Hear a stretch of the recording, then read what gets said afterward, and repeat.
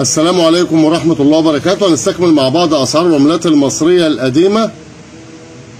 اتكلمنا عن الشلن الورق والبارزة الورق، عن ال10 جنيه الحمراء، هنتكلم عن ال10 جنيه البصلي بعد كده، وال5 جنيه ومراحل تطورها. اتكلمنا عن الربع جنيه والقرش والمليم.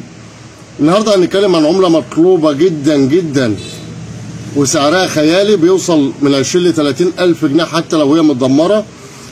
عملة تم إصدارها سنة 1973، اتضح إن فيها خطأ في الصك فتم سحبها من الأسواق، لكن كان في كمية قليلة موجودة وأنا شفت منها على فكرة في بعض المحلات في القاهرة، وكان في ناس عرضها في بعض الجروبات. هي عملة ال5 مليم إصدار عام 1973، بس مش النحاس الأصفر، الألمونيوم البيضة شبه اللي في إيدي دي. مواصفاتها وجه النسر زي ما حضراتكم شايفين، والجهة المقابلة 5 مليمات إصدار عام 1973. العملة دي لو متدمرة والصدى أكلها هتجيب فلوس، لو متطبقة برضه هتجيب فلوس، لأنها نادرة ومطلوبة، والكمية اللي موجودة منها قليلة جدا جدا جدا.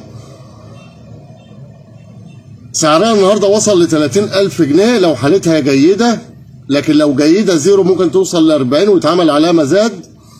دور في عمولاتك، دور في دراجك، ابحث عن الكنز، ده مش كنز واحد، ده كنوز. وتابعني على التيك توك محمد حكيم، لايك واكسبلور ومتابعة، وعلى اليوتيوب قناتنا محمد حكيم بورسعيد. تابع معانا كل جديد، واشكركم واشوفكم على خير. السلام عليكم.